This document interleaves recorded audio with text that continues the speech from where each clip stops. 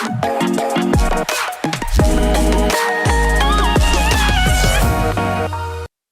nderuar miq, siç e paralajmërova edhe në hyrjet e emisionit, do të kemi mysafir, ne jemi mësuar çdo emision themi të veçantë, po me të vërtetë çdo herë kemi të veçantë, duke përzgjedh pikërisht ato mysafir të cilët do t'ju bëjnë që një vikend të jetë i bukur, ashtu që të jeni para ekraneve tuaja, duke na ndjekur dhe pse jo në fund të ditës kur transmetohet ky emision të jeni të çlodhur dhe pse jo edhe të argëtuar me emisionin Vikend.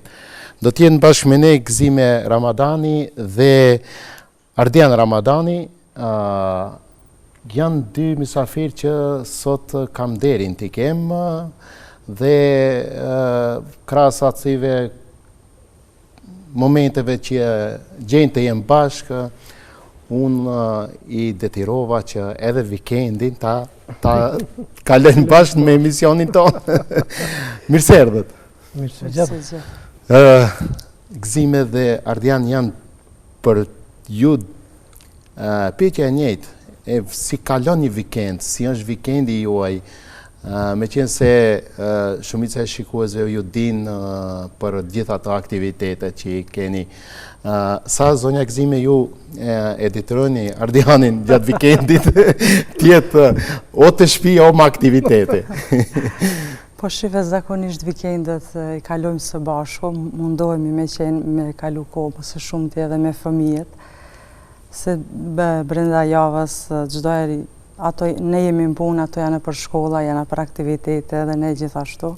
Dhe mundohemi të paktën një mëngjes, si themi ne, ta hajmë së bashku. Edhe pse dhe vikendet prapë nuk i kemi edhe aq të lira, zakonisht fëmijët shkojnë në kursin e anglishtës, ndonjëherë edhe në notë. Kur shkojnë ata në notë, ne me Ardianin dalim vrapojmë, ose ndonjëherë kur jemi shumë të lodhur, thjesht dalim për të pirë një kafe në qytet, ose takojmë ndonjë mikesh. Dhe ashtu e shtunja kalon, ndërsa e diela pak a shumë, më shumë e kalojmë me punë të shtëpisë, si themi ne, me pastrimin, me hekurosje. Dhe për të përgatit për javën. Me thonë shumë i dëgjuar. Vështirë me pushu edhe për vikend. Ashtu. Ardian, sa ju jeni ato iniciatori, për shkak se e dim që edhe aktivitete sportive i ke kështu si, të mos them si hobi, po qef apo të themi një aktivitet sportiv e dim që çdo herë e praktikon kur t'i jepet mundësia, por na trego se sa gjatë vikendit ose kur e shfrytëzon atë pjesë. Atëherë fillimisht ju falenderoj për ftesën, vërtet është kënaqësi dhe nder, është hera e dy që jemi së bashku, pas në vitin 2017 kemi qenë së bashku. Dhe të ndajmë si sa... Në pas shumë viteve, përsëri, bashkë. Shqeqoni, një proverb finlandes thot një punë që është planifikuar është gjysmë e mbaruar. Zakonisht e bëjmë atë para përgatitjen se çfarë do kemi, çfarë do bëjmë për fundjavë. Unë udhëhiqem nga parimi që të përdor më tepër nocionin fundjavë, sepse weekend është një internacionalizëm, që me gjithse si e tillë përdorët në gjuhën shqipe. Zakonisht i planifikoj të ditën e shtonë me fëmijët, siç e përmendë edhe bashkëshortja, ata kanë kursin e tyre të anglishtës dhe mundohen që të jenë vazhdimisht rregullt në ato kurse. Mes tjerash është pak sa e vështirë ditëve të shtuna të organizosh për të bërë vrapin, për shkak se kur sheh për rreth njerëzit të cilët janë duke gjerbur kafe apo duke shijuar drekën gjithsesi në ndonjë desert, ndoshta ndonjëherë thu po mirë, a vlen këtë që e bëj pse nuk jam edhe unë sikur ata. Si ata. Po, mirë, po e ka anën e vet pozitive kjo nisma, ky hap, për shkak se mes tjerash mendoj se qenia njerëzore është e krijuar si e tillë që të jetë në lëvizje.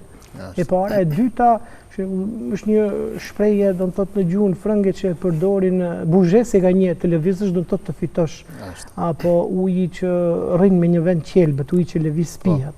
Mendoj që qenia njerëzore është e tillë e krijuar që duhet të jetë vazhdimisht në aktivitet, kuptohet edhe të pushoj, se këtu nuk duhet bëjmë thjesht përzierjen mes asaj kur pushojmë duhet pushojmë, kur të punojmë duhet të punojmë, kur të sportojmë duhet të sportojmë.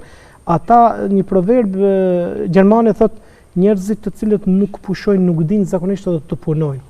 Thjesht duhet kemi metodologjinë tonë edhe të pushimit, edhe të punës, edhe të sportit. Tashi ky sporti është bërë pjesë e pandashme e CEA-ku tim për shkak se fillimisht nga familja, babai im ka qenë profesor i edukatës fizike dhe kam qenë i përkushtuar shumë në sport, kam qenë gjimnast, jam marrur me disiplinën e parterit në gjimnastik, mes tjerësh kam ushtruar edhe karate, i kam pëlqyer edhe këto sportet luftarake. Dhe zakonisht si çdo periudhë jetësore ndonjëherë kemi ato lakorja shkon lart dhe bie. Ka pasur edhe momente kur për shkak të angazhimeve të tepërta nuk kemi mundur që ta ndjekim ritmin e sportit. Në një farë forme kemi pasivizuar një periudhë 2-3 vjeçare për ta rifilluar më pas dhe për mos ta ndalur deri më tani. Zakonisht ne udhtojmë me gëzimin në perëndim dhe e shohim se sa i kushtohet rëndësia aktivitetit fizik dhe aktivitetit sportiv atje. Mendoj që mendja e shëndosh, mendja e dur dhe me racion, me rezonin, me arsyen e shëndosh, gjendet në trupin e mirëmbajtur dhe në trupin e shëndosh, por jo në kuptimin shëndosh të trash, por në kuptimin të mirëmbajtur. Andaj besoj që duhet të qenia njerëzore dhe të gjithë ne në përgjithësi të kuptojmë që thjesht për të pasur një mendje të mirë duhet të kemi një shëndet të mirë, ashtu siç ndihmon leximi në mendje, edhe sporti ndihmon në mbajtjen e trupit dhe në atë që të ndihemi më të freskët. Krahas asaj gjithë jetës tuaj private, ju ka bashkuar edhe libri, por pak më vonë do të futemi tek librat. Fillimisht zonja Gzime, ju jeni në arsim dhe është tash të themi një mos themi janë ato fëmijë të cilët po e prekin më tepër atë dunë ndoshta ndonjëherë me imponime, kjo teknologjia po imponohet nëpër fëmijët. Na trego pak se sa ato janë të kyçur dhe sa e duan leximi, sa mundoheni që të futen, të lexojnë libra, për shkak se e thash, teknologjia e bën të vetën don janë kanë qasje nëpër mos pakti nëpër celularët që i kanë nëpër dorët e tyre. Po, tash unë më së 18 vite punoj në arsim. Fillimisht kur kam filluar me punu, kam filluar moshë shumë të re, në shkollë mesme ligjëroja gjuhën frenge. Dhe tash dallimi vërehet, tash vitet e fundit punoj në shkollë fillore. Normalisht mosha e nxënësve e bën dallimin e vet. Sa i përket leximit, kohën e fundit, sikur gjithkohën leximi është nivel tul, do të thoja. Edhe të nxënësit e mi unë e vërej për shembull përdorimi i rrjeteve sociale apo i telefonave, tabletave, bandvetën apo televizioni. Dhe fëmijët, nxënësit çdo herë unë zakonisht prej pushimit veror apo prej pushimit dimror kur kthehemi në shkollë, i pyes si kaloni, bëjmë ushtrim me shkrim edhe pse gjuhë frenge, ne bëjmë edhe në gjuhë shqipe, si keni kalu pushimin veror apo atë dimror. Zakonisht nxënësit përgjigjen kam qenë musafir, daja, halla, tezja, apo ashtu si zakonisht. Mu m'interesoni, tham, e di se gjithë keni qenë për familjar, ajo shumë mirë që vizitojmë familjar, po çka keni lexuar. Edhe me të vërtetë të vitet e fundit, gati se asnjë nxënës nuk thotë që kam lexuar një libër ose 2 rrallë dikush ndokon ndonjëherë. Vërehet dallimi kur jam punsu më herët, ka pas nxënës që kanë lexuar 7 libra, 8 libra, tash vitet e fundit tepër ndryshim i madh. E tash çka ka ndiku kjo, këto ndikojnë gjitha ndikojnë edhe familja, kisha thënë. Varet se në familje se çka servohet. Tash ne me Ardjanin edhe vetë jemi bë autor të librave edhe në shtëpinë tonë kemi një dhomë, do ta quaj dhomë bibliotekë. Edhe vazhdimisht fëmijëve edhe janë në atë moshën që kanë nevojë për me i fol prindet më shumë. Zakonisht lexoni para gjumit, shkoj kontrolloj, ja ndali telefonat, ja jap librin, lexoni. Edhe pse ata nuk kanë aq shumë dëshirë do toja, po prapë në krahas gjeneratave veta janë shumë më mirë se tjerët, le ta marrin shprehi leximin e librit. Pastaj edhe ne si prindër duhet jemi edhe shembull. Unë ulem në sallon, për shembull çdo herë kam një roman me veti, ose kur shkojmë në udhëtime kam romanin në aeroplan lexoj, në tren, çdo ku nuk udhtojmë mundohem që të lexoj për vete, ajo dihet se për vete, po dhe duhet jem si shembull i mirë për fëmijët e mi. Normalisht edhe në shkollë për nxënësit e mi, unë i tregoj, i them, unë me tërë këto punë, me tërë këto aktiviteti kam lexuar kaq romane, ndërsa ju shumë pak lexoni. Në thonë ash për të ardhur keq. Sigurisht. Këtu Ardjan tash do të shfrytëzoj si ekspert i gjithë asaj, çfarë dobie ka nga ajo që cilët i largojmë nga këto rrjetet sociale dhe ti orientojmë fëmijët që të lexojnë më tepër dhe të kenë qasje tek libri. Fillimisht është me pashmangshme. Edhe pse këtu nuk du të më falë që ndërpreva, nuk jam midhtar i asaj që du ta vazhdimisht ta kundërshtoj edhe librat lexohen në mënyrë elektronike.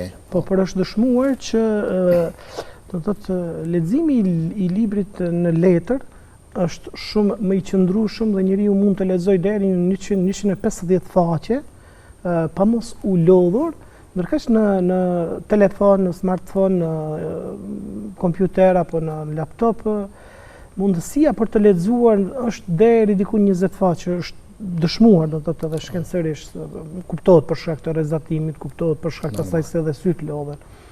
E tash në lidhje me pyetjen është disi e pashmangshme dhe e pamundur që të jemi kundër trendeve, kundër tendencave. I pajtohemi se shoqëria që quhet shoqëri e dijes, ndonjëherë post-pozitiviste, postmoderne, i ka ofruar këtë mundësinë që të jemi të rrethuar në të tëra anët me fillimisht me rrjetet sociale, me media, ky kibernetizim dhe robotizimi i botës e ka bërë të vetën. Ne nuk mund të shkojmë kundër këtyre tendencave, por unë mendoj që edhe si prind, por edhe si mësimdhënës, edhe si çfarë do qoftë që jemi, çfarë do qoftë profesioni që kemi, nga këcil fushë e caktuar, duhet të përpiqemi që ti përshtasim, ti ofrojmë këto asete, këto vegla në shërbim, në lehtësim të fjalës së shkruar, gjithsesi në drejtim të shëndërtimit të një rinie më të shëndosh dhe të një rinie që lexon, sepse them çdo herë nuk janë rrjetet sociale, nuk janë pajisjet elektronike mjetet që zëvendësojnë librin, por janë mjetet që plotësojnë librin, andaj edhe janë të mirëseardhura si të tilla, por thjesht kur një Bill Gates gjen kohë që të kufizoj fëmijët e tij gjatë normalisht gjatë përdorimit të kompjuterit, diku kam lexuar se brenda fundjavës të shtunën dhe të dielën ja u lejon fëmijëve nga 1 orë deri në 1 orë e gjysmë, më tepër jo. Çfarë jemi ne që i lajm tërë ditën e mbas ndonjëherë dhe nuk i zën as fare gjumi fëmijët, duke u marrur me loja, me nuk e di unë. Mendoj që si prindë kemi një obligim i cili fillimisht është obligim prindëror, më pas edhe, pse mos ta them është obligim edhe patriotik. Ti qëndrojmë si tutor fëmijëve, thjesht ta kryejmë atë angazhimin ton si prind, si duhet, duke dhënë fillimisht shembull. Sepse fëmijëve mund t'ju themi çfarë do qoftë, por fëmia si krijesë e Zotit është shumë inteligjente për të perceptuar dhe përkapur veprimet që i bëjnë prindërit. Ndonjëherë mundemi ne t'ju bërtasim dhe t'ju përsërisim vazhdimisht refrenet patetizuese, lexoni, bëni këtë atë, por ndonjëherë ndonjë veprim i joni ndikon shumë më shumë se sa fjalët e tepërta që mund të themi. Dhe bashkërta e përmeni shumë bukur, fëmia duhet të shoh.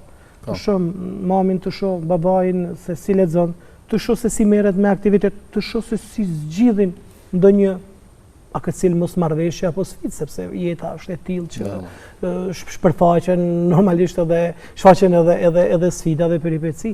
Fëmijët non-stop na vështrojnë. Ata janë sikurse kamerat e fsheta dhe ne andaj duhet të kemi shumë kujdes se si manifestojmë nervozën, si manifestojmë stresin, si manifestojmë lodhjen dhe si manifestojmë njëkohësisht edhe gëzimin. Pra, shembulli më i mirë që mund të japim për fëmijët është përmes veprave, jo rastësisht them duhet të bëhemi shëmbulltyr dhe ajo shpreha sa më tepër veprim sa më pak fjalë, që nuk kupton që nuk duhet të bashkëbisedojmë apo të mbajmë një farë lloj kështu komunikimi të duhur me fëmijët, por mbi gjithë duhet të flasim përmes shembujve.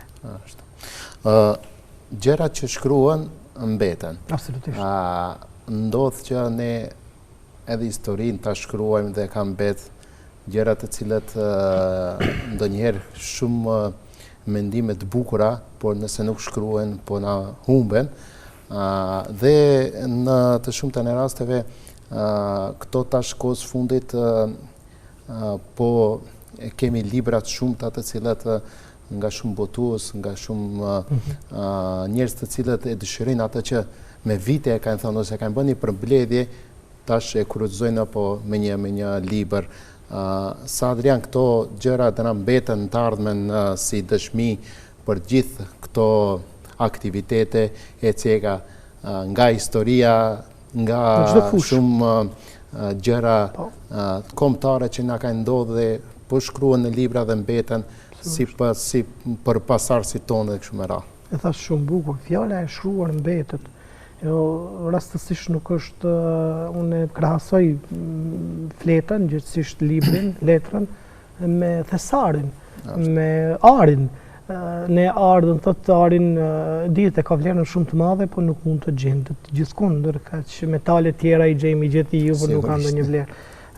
Fjala e shkruar që mbetet është dëshmia më e mirë për brezat që jetojnë dhe për brezat më pas që vijnë, për shkak se ne përndryshe nuk mundemi që ta dëshmojmë atë se çfarë kemi bërë në një periudhë caktuar kohore dhe nuk mund t'ja u dëshmojmë të tjerëve nëse nuk kemi lënë diçka të shkruar apo nëse nuk kemi lënë vepër që flet edhe pas shkruarjes tonë, se kuptohet nuk do të jemi të përjetshëm në këtë botë, i përjetshëm është vetëm Zoti, ndërkaq veprat tona janë ato të cilët do të na bëjnë neve që të përmendemi ndonjëherë që të jemi pjesë e kujtesës, qoftë individuale apo kolektive.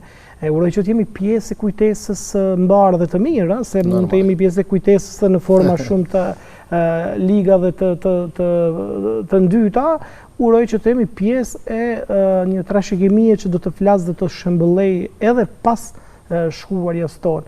Jo rastësisht edhe sot kur i mësojmë veprat e autorëve që kanë emër shumë të madh, kur i lexojmë ato veprat e autorëve të shumë, qoftë botëror, qoftë shqiptar, ne në një farë forme komunikojmë edhe me autorin, edhe pse ata nuk janë në mesin tonë, ata nuk janë të gjallë. Andaj unë mendoj që duhet si njerëz intelektual të lëm dëshmi, të lëm gjurmë, pozitive, gjurmë të mbara dhe të mira. Në përmendet të libri pak më parë, desha pak më parë të ndërlidhem, përderisa më përpara, nderuar ne kemi pasur sfida se si të arrijmë deri tek librat, për shkak se kuptohet kishte cenzurë të botimit të librave shqip gjatë epokës socializmit, ndërkaq në anën tjetër edhe ka pasur varfëri më të madhe dhe qase deri te librat ka qenë pak më e vështirë. Sot mundësitë janë shumë më të mira sepse organizohen panaira dhe librave të vjetër që shiten në Prishtinë, këtu e në Tiranë, mundësia për të vajtur, për të shkuar atje dhe për të pajisur me një libër të caktuar, mendoj edhe nuk janë shtrejt. Sot vetëm merreni një farë lloj kështu për llogaritje buxhetore, se duhet jemi edhe ekonomistë. Sa hargjisim ne, për shembull, për të pirë kafe? Po. Brenda ditës. apo edhe kjo shprehje edhe më e keqe, unë jam një luftëtar i rryer, për ndonjëherë edhe i urryer, i atyre që pinë duhanin, për shembull.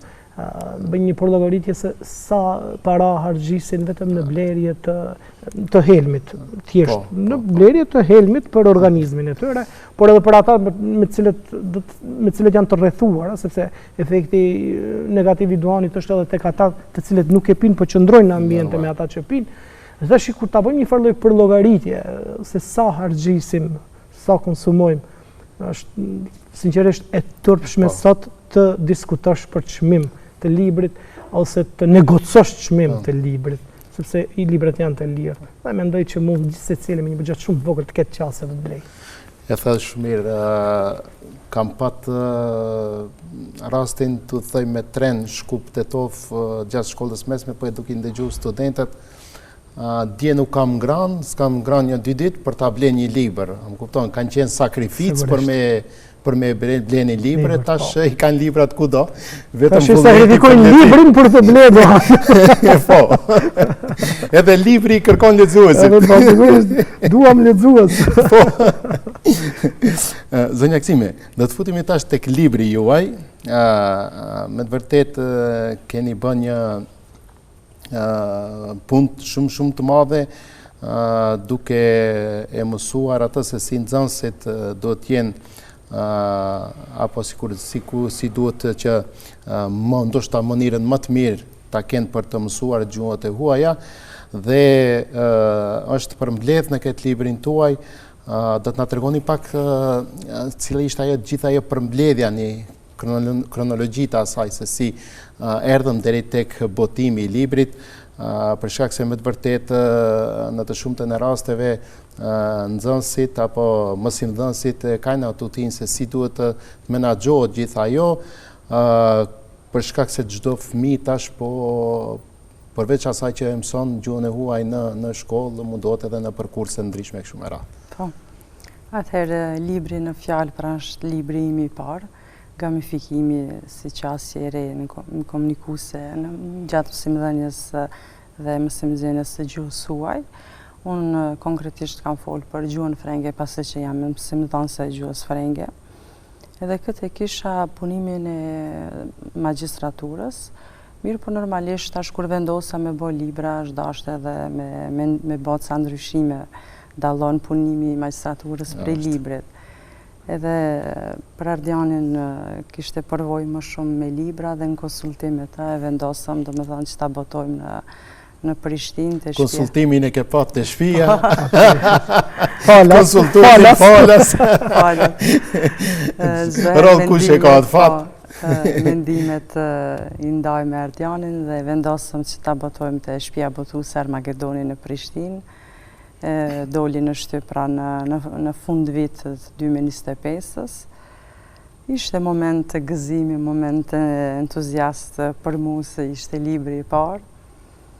Edhe për temën që e kam trajtu, aty është gamifikimi, tash shumë më pyesin çka është gamifikimi. Po, është një term pak që duhet shpjegohet. Po, është term ndoshta i huaj, mirë po kemi mund me zavendësu me termin gjuhë shqipe lojzimi, mirë po nuk shkonte edhe aq, më mirë tash ta lëm në atë original si është gamification rrjedh prej fjalës angleze që do të thonë lojra.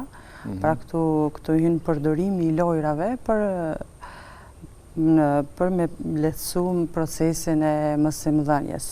Dhe tash po kyçe me temën që e patëm paraprakisht përdorimi i internetit, tash e dim se fëmijët, gjithë nxënësit e mi që i kam prej klasës 6 deri në 9, e dim se sa shumë e përdorin internetin, dhe pse mos ta përdorim tash internetin për gjëra pozitive në shkollë. Dhe këtu tash gamifikimi më shumti ne jo që për herë të parë përdorim gamifikimin, ose unë për herë të parë kam sjell këtë risi këtu. Mirë po me herët kemi përdor lojra, mirë po lojra klasike me letra apo me çfarë do qoftë me lapsa në tabel. Mirë po tash gamifikimi përfshin më shumti përdorimin e lojrave online, që janë ka disa faqe të ndryshme, unë që i përdori për ato të gjuhës frenge. edhe si më danë se kam pas mundësin me kryu llogarinë time dhe me kryu mundem edhe lojra vetë, po ka dhe lojrat gatshme që kanë shpërnda profesorët e gjuhës frenge në gjithë botën që ligjerojnë. Dhe kam pas se ka sjell rezultate mjaft pozitive, sidomos gjuha frenge në për shkollat tona, qoftë shkollat shqipe apo ato maqedone, është pak që mësohet më pak, edhe pse është gjuhë e dytë obligative. Tash dihet anglishtën, nxënësit e mësojnë për klasës parë dhe anglishtja është bërë si gjuhë amtare te fëmijët e vegjël, gjithë po flasin me zvetin gjuhë angleze dhe gjuha frenge vjen si gjuhë e dytë obligative prej klasës së 6. Dhe për mja bë më interesante, unë i kam sjell këtë, thosha e kam sjell në shkollën time, këtë risi dhe nxënësit e kanë mirëprit mjaft pozitivisht. Dhe tash gjatë normalisht ne punojmë bazë plan programe që e kemi nga Ministria e Arsimit, mirë po kur i shoh se nxënësit lodhen apo bëhen shumë orë që kemi mësu gramatik apo shumë mësime, me njëherë bëjmë edhe nxënësit kërkojnë tash mësu se hajde kur po bëjmë gamifikim edhe ato e kanë mësu termin gamifikim edhe pse deri tash nuk ka qenë e njohur fare për to. Dhe këtë e kam bërë si ullumtim shkencor në shkollën time ku punoj, gjatë një vitit e kam përdor me nxënësit dhe pastaj i kanë përgjigj anketave dhe i kam pa rezultatet pozitive që i kam nxjerr aty në libër. Gjithashtu e kam bërë edhe këtë njëjtin studim te një shkollë tjetër që mësojnë gjuhë frenge, mirë po aty nuk kanë përdor gamifikimin ose ka qenë fare i panjohur për to dhe shihen rezultatet se kanë dalë ndryshe dhe e kam bërë atë krahasimin dhe e kam nxjerr konkluzionin, përfundimin se çfarë rezultate pozitive na ka sjell përdorimi i lojrave. Shumë bukur. Sa juve direkt ju kanë ndihmu kjo? Po, më thash, për mu më kanë ndihmu shumë edhe tash ne si mësimdhës ne më pari mundohemi që nxënësve të ofrojmë dashuri, që nxënësit ta duan pikë së pari mësuesen, apo unë them çdo herë adresohem mësuesen, edhe pse jam në ciklin e lartë, dhe ato fillimisht na duan neve dhe pastaj na duajnë landën. Po me parasysh se cilën landë e ligjerojmë, këtë rastin tim që e kam gjuhën frenge. Dhe me këtë gamifikimi gjithashtu ka ndihmu të krijojë edhe klimën pozitive mes nxënësve, të krijojë konkurrencën, dhe gjithashtu afrimin me mësuesen, pse jo. Kjo do të thotë që disi pak na ka bërë që të jemi edhe në trend duhet të bëjmë diçka risi se si të mësohet gjuha. Se jemi mësuar ndoshta ajo na ka mësuar ajo më herët se duhet shkrim lexim test me bë. Jo. Tash nuk mundemi ashtu me punu. Tash unë kur jam punësuar në para 18 viteve, jam e njëjta, mirë po unë bëj çdo herë ndryshime. Kjo na ndihmon gjithashtu edhe ndjekja e trajnimeve. Ne me Ardianin çdo vit ndjekim trajnime në Francë, në qytetin e Nisës, dhe aty trajtohen temat që janë më aktuale, më të reja, se si ne t'i përdorim me nxënësit tanë. Tash unë më shumë jam në mësimdhënie, Ardiani jo dhe aq.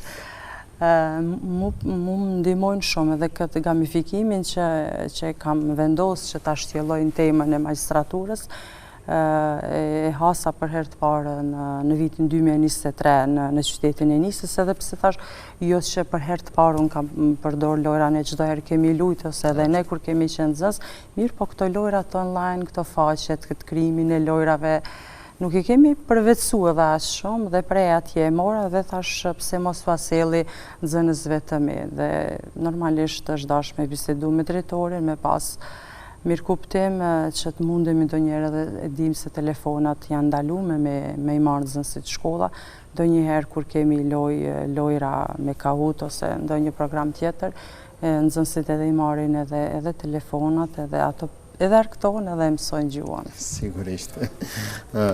Ardian, me qenë se je edhe përkthyesi, je tash edhe në fillim të emisionit, përkthyesi i gjuhës frenge, dhe këtu je bën që shumë të keni qasje në kulturën franceze dhe pashtu edhe sa do pak ajo, mos them konsultimi, po ndodhë që të konsultoheni bashkë për të gjithë ato ndomosdoshmë vështirësitë, po ndonjëherë ai ndërimi apo i mendimeve, shkëmbimi mendimeve ndodh që të pasurohesh më tepër.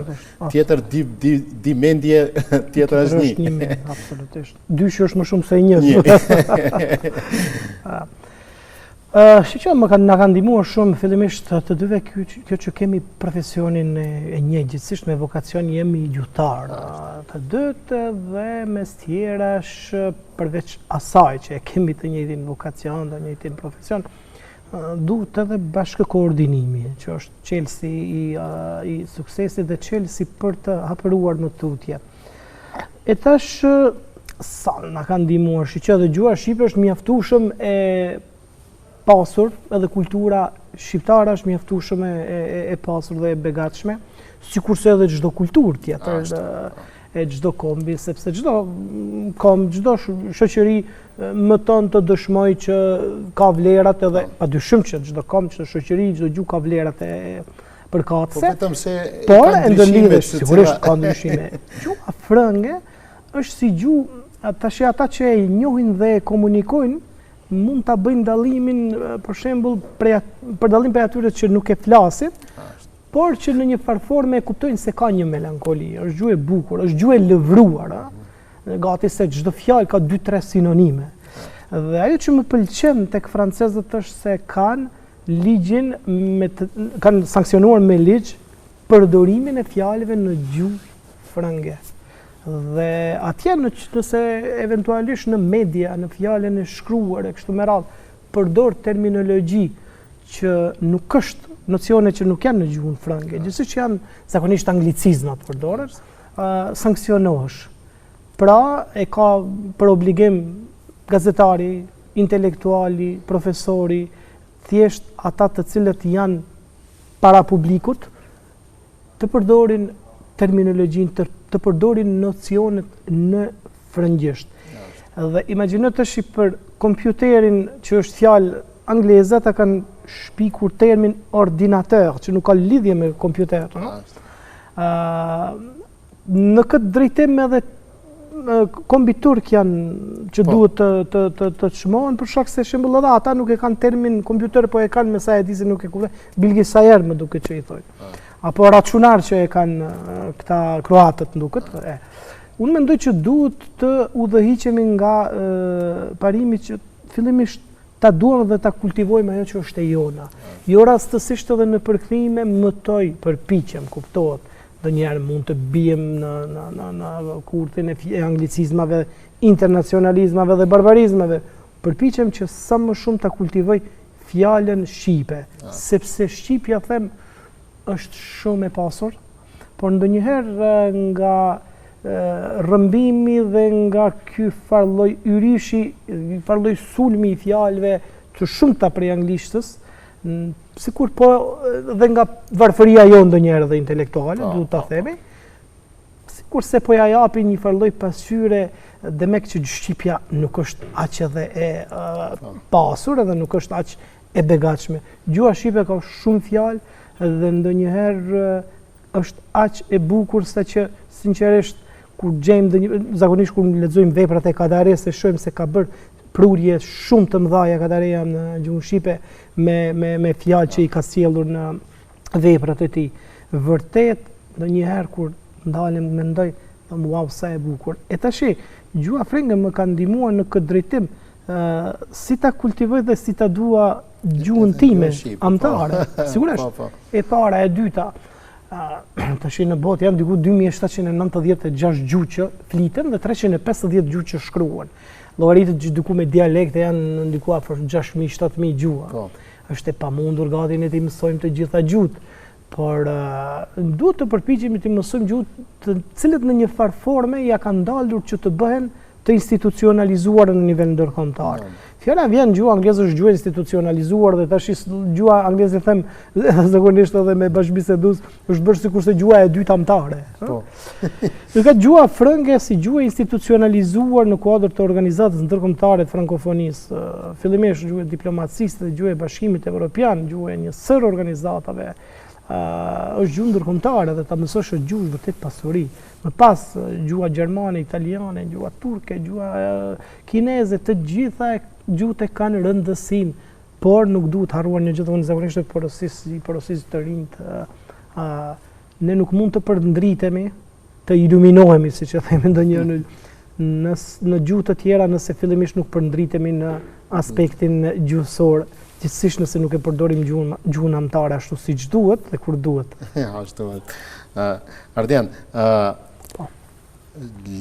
krahas gjatë 6 librave tjerë që i ke botu, ke e fundit na bën që... E 6 është kjo. Kjo e 6, ashtu. Na bën që këtë titull shumë ta gjejmë veten edhe në të kaluamën, edhe tashmen, po edhe në të ardhmen, për shkak se disi momente krize kemi edhe gjatë jetës private, por na ndodh edhe në të shumtën e rasteve të gjendemi në momente krizë dhe na duhet që të reflektojmë ose të veprojmë në momentet, këto janë momente ndoshta kur themi vetëm fjala krizë, thotë që duhet shumë si qiell dhe në momente shumë të reflektojmë në mënyra shumë me ndjet shnosh. Na tregu pak çka flet libri në mbretësinë e saj. Atë një pika të shkurtë. Për shkak se reflektimi në kohë krize është vetë flet titulli. Shumë bukur e bë të ndërlidhen Samet, për shkak se njeriu që reflekton është i prirë të bëj llogaritjet gjaktov 2-3 herë derisa të marrë vendimin për të bërë diçka. Më pas si intelektuale kemi për detyrë që të kahazojmë proceset, sepse mundemi të gjendemi përballë situatave të dy kuptimta apo shumë kuptimta apo në udhëkryqje thjesht dhe në rrugë qorr. Andaj ne kemi për detyrë që të kahazojmë proceset, gjithsesi të orientojmë fillimisht veten e më pas edhe të tjerët, sepse fundja jemi do të thotë pjesa pak më ndryshe prej pjesës tjetër të shoqërisë. Shoqëria do të thotë të përcjell dhe të sheh, të kundron se çfarë orientimi merrti dhe nga e orienton atë shoqëri. Libri në fakt përmban trajtesa, shkoqitje dhe analizat të cilët janë bërë në ECEAC-un kohor 2013-2026. Tash nga 2013 deri në 2026 kemi një evoluim, kemi një ndryshim shumë të madh për shpejtues në nivel kështu botëror, në nivel global. Unë jam përpjekur në një farë formë me shkrime, trajtesa të cilët i kam bërë i kam publikuar në për revista apo portale të ndryshme që ti mbledh në një libër, jo për të shtuar sasinë e librave thjesht, po për të pasur si dëshmia që tham në fillim, fjala e shkruar të mbetet, sepse gjuhës se në rrjetet sociale mundet të humbin dhe humbin zakonisht pas një periudhe të caktuar kohore, ndërkaq në libër mbeten çdo herë. Më pas disa shkrime kanë relevancën dhe atë rëndësinë edhe në kohën tani që po flasim në 2026, sepse aty trajtoj temën për të rinj dhe kulturën, trajtoj temën e sundimit të kakistokracisë, sundimit të keqës. Dhe sundimit të keqës është qysh prej datimit të shoqërisë deri në ditët e sotme, apo trajtoj temën e holokracisë, sundimit të turmave. Gjithsesi shtjelloj edhe termin e inaptokracisë, termi i sundimit të paaftëve, që është do të thotë karakteristike në shoqëritë ballkanike. Ne kemi në pozicione të caktuara, kemi pasur, kemi dhe urojmë që mos të kemi. Njerëz të cilët në një farë forme kanë marrur detyrime dhe përgjegjësi duke mos qenë fare do të thotë të bërë për atë punë, për atë cilë punë caktuar. Dhe mendoj që thjesht është dashur t'i servohet, kam dashur t'i servoj lexuesit, sepse fundja është lexuesja i cili e gjykon tash, kemi shumë apo pak lexues, ata që janë. Mendoj që ata do ta japin verdiktin e tyre dhe varësisht prej asaj se a kam shkruar mirë apo keq, vlerësimin më të mirë ta bën lexuesi. Unë jam përpjekur të trajtoj këtë temë, jam përpjekur të trajtoj temën e frankofonisë, gjithsesi si funksionon organizata ndërkombëtare e frankofonisë. Më pas kam bërë thjesht një farë lloj lehtësimi kam bërë lexuesit, por mos ta lexuar lexuesi një libër, fjala vjen të Jacques Attali, që është figurë shumë e njohur dhe ka një libër për një histori e shkurtëre së ardhmës dhe si e shet pozicionimin global të Francës në atë të ardhme, tashi lexuesi nuk mund ta ketë qasjen dhe libër kam bërë një analizë, një sinopsis, një përmbledhje të asaj se çfarë ka thënë autori dhe gjithsesi a pajtohemi me atë përqasje të tij. Kam trajtuar edhe temën e europianizimit dhe të ballkanizimit, kuptohet jo vetëm si parull shterpe, por kuptohet si një fjalë e cila duhet thjesht të jetë patjetër sueshmërisht edhe të implementuar në nivel të politikave, qoftë ato politikat lokale deri te politikat shtetërore. Më pas koncepti i asaj se si mund të arrit, si mund të merret në pajtimi dhe paqëtimi franko-gjermane dhe në rastet e kombeve të caktuara në Ballkan, cilët janë pengesët që mund të bëjnë për të arritur deri te ky paqëtim, se kuptohet që ka pengesat shumëta. Dhe në një farë forme, po ashtu kam analizuar edhe aty është edhe veprimtaria e disa shkrimtarëve, konkretisht një shkrimtar francez Mathias Senard, i cili ishte edhe këtu edhe Rishtazi, 2 herë ka qenë në Maqedoni dhe i ka të botuara librat, ka një libër shumë të njohur, Bosulla, të botuar nga Buzuku në Prishtinë, është një vepër shumë e mirë. Mes tjerash, pra përpos Jacques Attalis, Mathias Senardit, trajtoi edhe disa libra të disa autorëve këtu që i kemi, sepse ne duhet ta kultivojmë thash edhe ata që janë këtu që i kemi, janë disa libra të cilët kanë dalur Rishtazi dhe për cilët kam shkruar recenzione, autor nga Kumanova, nga Shkupi e kështu me radhë. Për më tepër ja lë kuptohet lexuesit që të i kundroj përsa afërmi dhe të lexoj dhe të gjykoj kuptohet. Ashtu.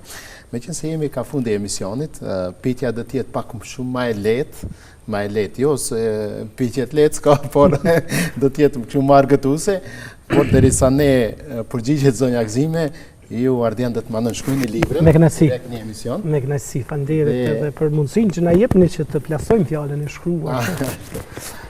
Zonja Gzime, sa është e vështirë të jesh të kesh bashkëshort një lëmije të njëjtë, të themi, apo një profesioni të njëjtë në këtë rast me Ardianin. Shife, neve profesioni i njëjtë na ka ndihmuar çdo herë.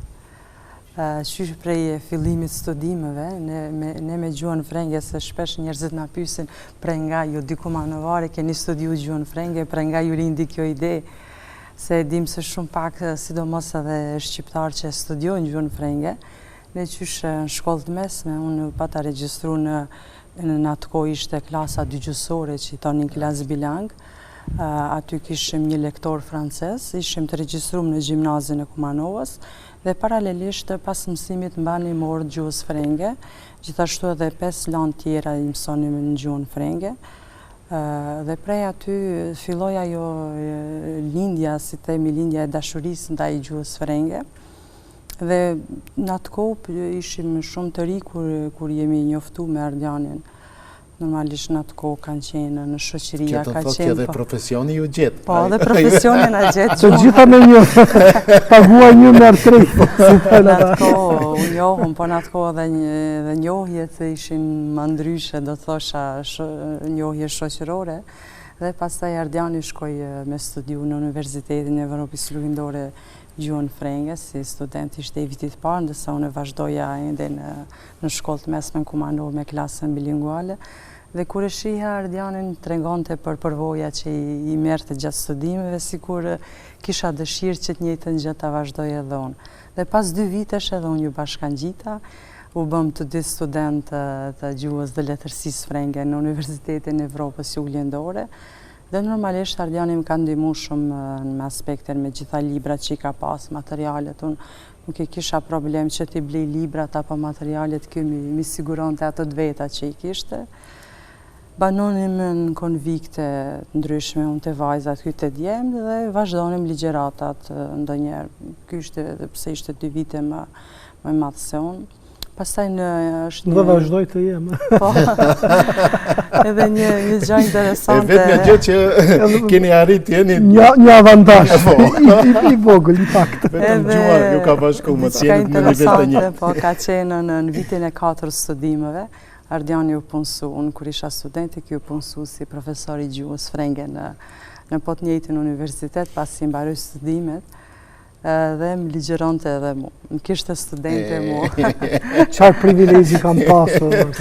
Ne ishim vetëm 5 studentë që studionëm gjuhën frenge, gjitha gati ishin Macedon, ishin vetëm 2 shqiptare. Edhe mirë po në atë kohë vetëm se kemi qenë qift, na ka njohë gjithësi. Dhe pastaj kështu, unë me njerë punësova si profesoresh gjatë si studente e vitit 4, u punësova në Kumanov. Së më dola prej Kumanovës, më ndaj më pas të more. Po, Ardiani kur ishte profesor në Kumanov, pastaj kur erdhi ky ligjerus në universitet, unë i mora orë të Ardianit. Ishte në atë kohë shumë e re për qenë profesoresh, mirë po, njeri u mësohet me përvoj. Edhe tash, po. Mentori afër ka qenë. Po, edhe tash e kësaj dite prap më ndihmomi shumë. Miremi edhe me përkthime. Ratë dytë jemi edhe përkthys gjithësor. Mirë po pjesën më të madhe Ardiani gjithën e kryen, derisa unë merrem me punë tjera. Mbajmë edhe kurse të gjuhës frenge në Kumanov kur ka të interesum nxënës apo studentë që shkojnë për studime në shtetet frankofone, në Zvicër, në Belgjik ose në Francë, ose edhe ato që shkojnë për të bërë bashkim familjar. Me thonë prap jemi të rrethu me gjuhën frenge në shtëpinë tonë. Tash edhe fëmijëve jam mundu me ja përcjell këtë gjuhë, dhe pse anglishtën e kanë një nivel më të lartë, edhe gjuhën frenge kanë kalu për shembull nivelin A2 që kalojnë të instituti francez. Se unë them, është turp me 2 prind frankofon që fëmijët mos ta dinë këtë gjuhë. Tja paktën t'jenë pasënu me gjuhën që prindit e kanë studiu. Kur ishin fëmijët më të vegjël, kur nuk e njihshin gjuhën frenge, në me Ardianin ndonjëherë kur kishim dëshirë me folë në diçka mos në kuptojnë fëmijët, flisnim gjuhë frenge. Tash që e kanë mësua dhe ato gjuhën frenge, kur po flasim, po na kuptojnë fëmijët, kështu që s'na ka mbetë ndonjë gjuhë. Vetëm body language gjuhë trupore në kanë mbetë rastet e të që mundemi me komunikuar. Gjuhë shikimi. SMS-a. S'kemi si me ikë. Ja, është shumë me rëndë. Po, neve në kanë ndihmu edhe unë kur shoh çifte tjera, çdo herë i them është shumë mirë kur e kanë profesionin e njëjtë. Po që se kanë fatin me pas profesionin e njëjtë. Kur shoh çifte që janë 2 të mjek ose nëse jemi gjuhëtar ose gjuhës frenge, normalisht nuk do me thonë se edhe çifte tjera nuk e gjenë gjuhën e përbashkët, mirë po përveç jetës bashkëtorë edhe profesioni na bashkon, na ndihmon. Atërit edhe ju, zënja Gëzime, të ta nënshkrujni derisa pyetjen e fundit ja parashtrej Ardianit. Nëse më jep leje. Ardian, tha edhe zënja Gëzime cekin shumë të në rasteve ku ndihmoni me zvete, por këtu më fund si e ndalëm të pjesa ku deshta edhe ta pjesë. Une, me qenë se është mirë një qift tjetë i të njëjtës lëmi dhe sa kritikoni me zvete, sa gjeni ato momentet ku duhet për shkak se është mirë kur dikundi plotësohesh ati ku mund të gjesh ndonjë vështirësi. Dyshim do që kritikat nisin që nga niveli nuk ke kurosur mirë, nuk ke pastruar mirë, Ardian të rikthesh sërish punë. Këtë ke do mirë plus. Je ose si e njëjtit profesion? Pa tjetër duhet ta kesh. Ja, se ishte thjesht kjo për të bërë shaka. Vetë fjala kritik nënkupton vlerësim. Dhe ne zakonisht e përkapim këtë fjalë si diçka negative. Kritika mund të jetë edhe pozitive, sepse në vetë është vlerësim.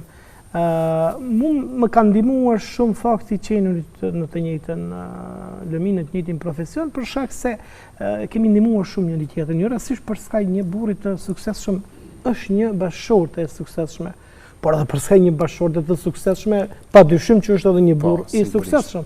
Tash i ta lavdëroj pak kjo gjinimin shkollore, se zakonisht e kemi marrë shprehi që po, dhe mendoj që është një fat shumë i madh dhe që duhet të jemi mirënjohës, fillimisht ndaj Zotit që e kemi këtë mundësi që së bashku do të thotë ti koordinojmë punët. Kjo nuk do të thotë që nuk duhet koordinuar punët ata që se kanë profesionin e njëjtë. Thjesht bashkësia bashkëshortësinë në kupton që duhet thjesht gjithçka së bashku të ndajmë dhe të koordinohemi. Por në rastin tonë konkret na ka ndihmuar dhe na ka lehtësuar shumë. Me përmendin kam pasur rastin që të punësohem fillimisht shumë herët në shkollë të mesme, në gjimnazin e Kumanovës, duke qenë fare 19-20 vjeçar, në kaqëzimja kur është punësuar në moshë 22 vjeçare, më duket, nëse s'jam gabim po. Edhe nuk pata pranuar që të punësohesha duke qenë gëzimja në vitin e 4 në gjimnaz, edhe pse më pata në ofruar, pikërisht për shkak të asaj se në atë moshë shembull kjo ende nuk e patë mbushur moshën e pjekurisë dhe tash unë nëse do të hysha të punoja si profesor, nuk do të isha si imazh i mirë, ndërkaq ne njiheshim dhe komunikonim së bashku, nuk do isha imazh i mirë për të tjerët të cilët nuk na njihnin dhe ndoshta do mendonin se çfarë ka ky profesori tash që flet me nxënësin e shkollës së mesme. Dhe për këtë arsye e pata refuzuar. Menjëherë më pasi e përfundoi gëzimja maturën, erdhi në Universitetin Europës Lindore në vit parë, unë isha viti i tretë në studi, me pranova që të punësohesha si profesor, sepse nuk kishte kuadro me fakultet në atë kohë, edhe punova diku 2 vite, më pas gëzimja kur erdhi në vitin e 4 të fakultetit, unë punësova në Universitetin Europës Lindore dhe i ligjëroja lëndën e civilizimit francez, dhe ishte një përvojë shumë e mirë, e njiheshim, kuptohet edhe me kolegët dhe kolegët që ishin aty të bashkëshortës, sepse na njihnin të gjithë, më pas unë isha edhe në aktivitet dhe nuk kemi qenë numër shumë i madh i studentëve. Te ne për shembull në grupin tonë ishin 3 veta. Unë zakonisht bile ndonjëherë bëja shaka, thoja jemi 2,5. Pse se ndonjëherë duhet të shkoj në Kumanov, se kisha orë, ndonjëherë kolegja tjetër kishte ndonjëherë 2,5, thoshta si me shaka. Nga që gëzimja kanë qenë 5 apo 6, dhe të gjithë në një farë forme gjenerata që brezi që studionim gjuhën frëngi viti i parë, i dytë, i tretë dhe i katërt, mishëroheshim njëri me tjetrën dhe ishim tërkohën së bashku, se nuk ishim numër shumë të madh, por mes tjera që kishim mundësinë me studentët e gjuhës angleze dhe gjermane, dhe më duket që kanë qenë edhe studentë të drejtimeve tjera të kishim lënë të përbashkëta studimet evropiane, më duket, po në atë kohë apo lëndën e metodologjisë së psikologjisë edukimit, po shembull në gjuhë angleze ishte një numër shumë i madh studentëve, në gjuhë gjermane vetëm pat filluar rritja shumë e madhe dhe prania shumë e madhe e studentëve në gjuhën frënge disi si pak mbetën. Dhe kjo çoi drejt asaj që të mbyllet edhe katedra e gjuhës frënge fatkeqësisht, unë duke qenë mësimdhënës, punova diku një 5 vite, e më pas u detyruam ta mbyllim se s'kishim student, unë kalova më pas në pozitën e sekretarit të fakultetit të gjuhëve, të kulturave dhe të komunikimit për të punuar 2 vite me radhë, më pas bëra një kapërcem në fushën e fjalës së shkruar. Menaxhonim një revistë në Prishtinë me mikun tem dhe me një dashamir që ishte frankofon, një gazetar prej Prishtinës, dhe pas një periudhe të caktuar kur njëkohësisht merreshim edhe me përkthime, pata fatin që të punësojmë në ambasadën e Francës në shumë në misionin ushtarak dhe 2 vite kanë qenë përvojë shumë e mirë. E pasaj më pas e vazhduam edhe si përkthyesi ambasadorit të Francës për të vazhduar më tutje në Institutin e Trashëgimisë, që është një përvojë shumë e mirë. Dhe gjykoj që kemi fatin që e kemi si institucion, të cilën duhet ta kultivojmë dhe të ja japim hakun dhe të punojmë sa duhet dhe si duhet për të vënë në pa vlerat dhe trashëgiminë shpirtërore dhe kulturore të kombit shqiptar këtu në Maqedoninë e Veriut. Ajo është ai institut në shumë të rasteve ardian ku në vazhdimsi kur e kemi pas edhe udhëtësinë e atij instituti. Çdo herë jemi mundu që t'ja japim një etiketim se atë institut duhet të arrujmë për të pikërisht për ato që në cilët na është mohu në të kaluar. Ne tash të kemi të arkivuara, të kemi të shkruara dhe të kemi të ruajtura pikërisht je vetë edhe aty ka shumë njerëz të cilët apo kemi shumë të punësuar të lëvmijave të ndryshme ku me të vërtet ja vlen që ne të sendet që të nxjerrim në pa dhe a institut na i ruaj dhe falë Zotit bëhet një punë shumë e mirë nga të gjitha ata. Edhe nga ata që kanë qenë, edhe nga ata që janë vazhdimisht, bëhet diçka, ka lëvizje, ka aktivitet.